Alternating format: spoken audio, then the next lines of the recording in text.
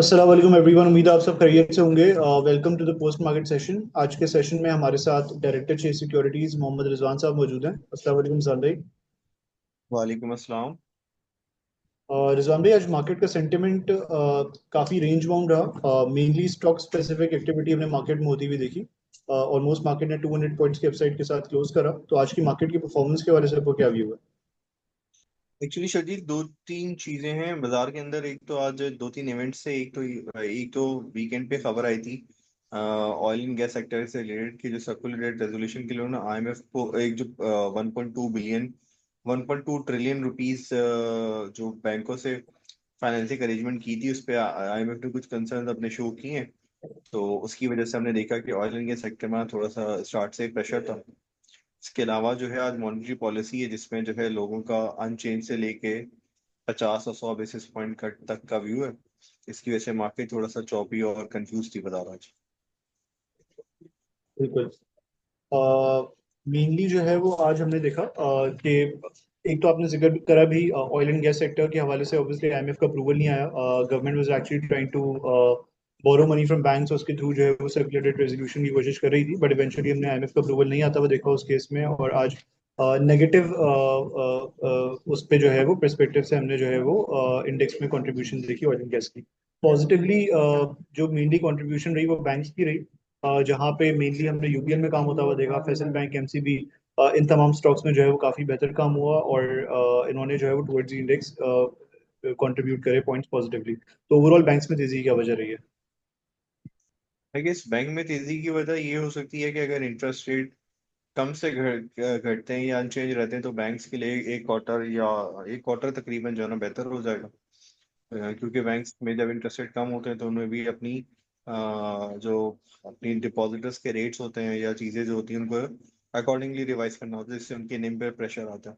पर मुझे लगता है आज जो यूबीएल और शायद फैसल में शायद यूबीएल तो खास तौर पे मेरे ख्याल से लास्ट डे था ट्रेडिंग का।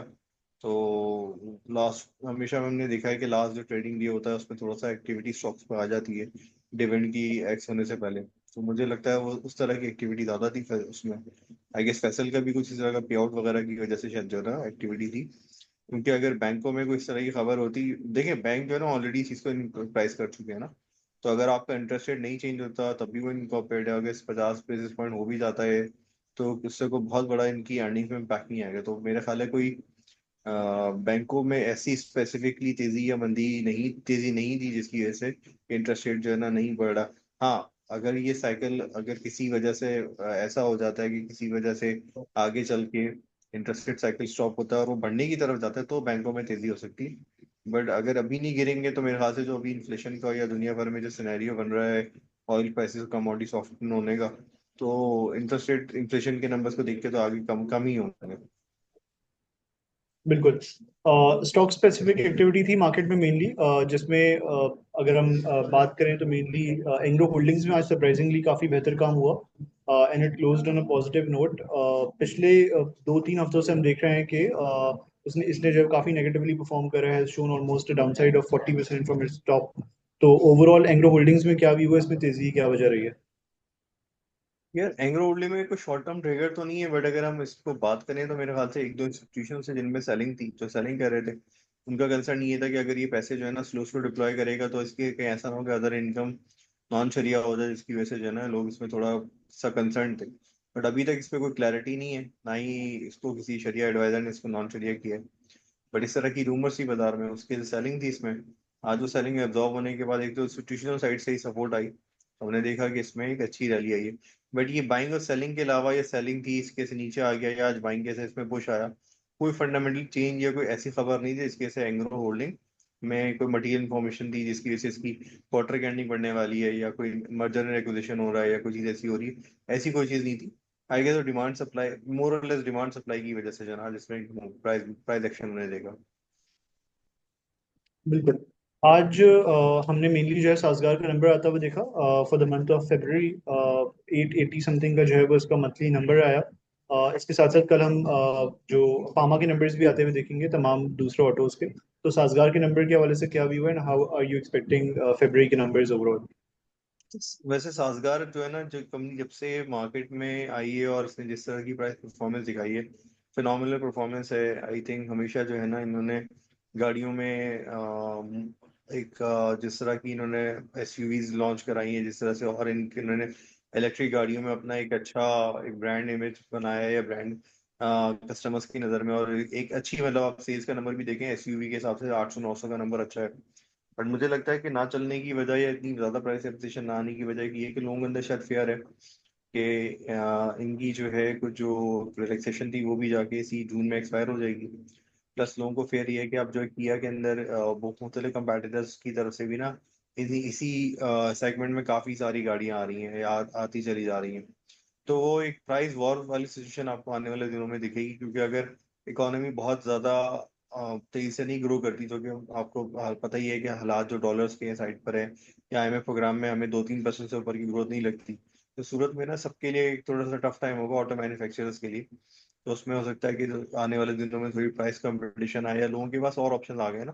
पहले सिर्फ आपके पास जो एचईवी सेगमेंट था उसमें एक ही गाड़ी थी, जिसमें अगर किसी को हाइब्रिड सेक्शन सेगमेंट में जाना है, जो उनकी सेल भी ज्यादा हॉट केक हो रही है, हैवल एचईवी H6।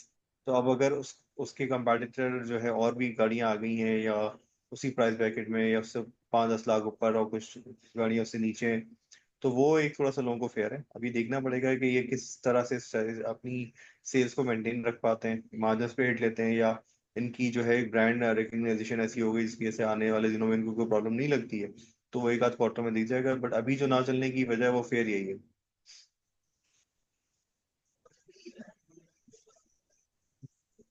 बिल्कुल। लास्ट क्वेश्चन रिजवान भाई, what's your view regarding monetary policy today? कितना आप रेट कट होता हुआ देख रहे हैं, और are you expecting a status quo this time around? और गोइंग फॉरवर्ड आपका मार्केट के देखिए हवाले से क्या व्यू? मतलब ऑब्वियसली अगर आप सिर्फ इन्फ्लेशन के नंबर को देखें तो उस पर तो लगता है कि शायद जगह बहुत है, शायद 100 नहीं 200 पॉइंट का कट हो जाना चाहिए। बट पाकिस्तान में सिर्फ इन्फ्लेशन ही एक फैक्टर नहीं होता, इसको देखना होता है। बट दुनिया भर में, मैंने आपको पहले से स्टार्ट में भी कहा कि जिस तरह से कमोडिटी सॉफ्ट हो रही है, हमारा ज़्यादातर जो करंट अकाउंट आता है वो आता ही सिर्फ इम्पोर्ट की वजह से है ना। मतलब हमारे पास कुछ मेनली जो कमोडिटीज इम्पोर्ट में मेजर बिल होता है, मेजर जो हमारा इम्पोर्ट बिल है उसमें ऑयल और फूड का बड़ा बड़ा अच्छा खासा वेटेज है। तो अगर ऑयल आपका सॉफ्ट होता जाता है तो आपके लिए इम्पोर्ट बिल में थोड़ा सा प्रेशर ईज होगा, आपके करंट अकाउंट पे प्रेशर ईज होगा, तो सूरत में आपके पास रूम होगा फर्दर कट का। बट अब ये देखना पड़ेगा कि जैसे दिसंबर के महीने में हमने देखा कि करंट अकाउंट डेफिसिट आ गया, वो भी $400 मिलियन का।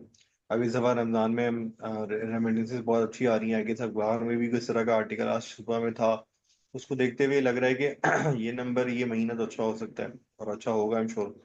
बट अगर हमने ऑयल प्राइसेस की वजह से बहुत ज़्यादा ऑयल को नीचे कर दिया, या बहुत ज़्यादा ईज कर दिया, और डिमांड बहुत कुछ हो गई, तो हम अमूमन हमेशा ऐसी हुआ है माजी में भी कि हमने जो है चीज़ें जब बहुत सस्ती कर दी और डिमांड इतनी आ गई कि फिर हमें चीज़ों में डिवैल्यूएशन करनी पड़ी और चीज़ें करनी पड़ी। तो आई थिंक दिस टाइम जो है ना government is very act very differently. तो होपफुली आपका जो है चीजें स्लो स्लो होंगी, और मुझे इसी वजह से लगता है कि शायद इंटरेस्ट रेट भी गवर्नमेंट इस दफा पॉज दे दे, या 50 बेसिस पॉइंट का कट दे, फिर अगली में फिर 50 का दे, ताकि गवर्नमेंट को ये भी समझ में आते रहे कि आने वाले दिनों में इन्फ्लेशन कितनी सस्टेनेबल बेसिस पे नीचे रहती है। क्योंकि ऑयल का भी देखें जो इम्पैक्ट है ना, अभी तक सिर्फ 2-3 हफ्ते ही, आगे से 1-1.5 हफ्ते हुए हैं जिसमें ऑयल 70 के नीचे है। तो ये कोई एक आध क्वार्टर अगर यहाँ रहता है तो आपको फिर जो है ना उसमें इम्पैक्ट आना शुरू होगा आपके करंट अकाउंट ईजिंग का और बाकी चीजों का। बिल्कुल। Thank you so much Rizwan भाई for taking out time for the session. अल्लाह हाफिज। वापस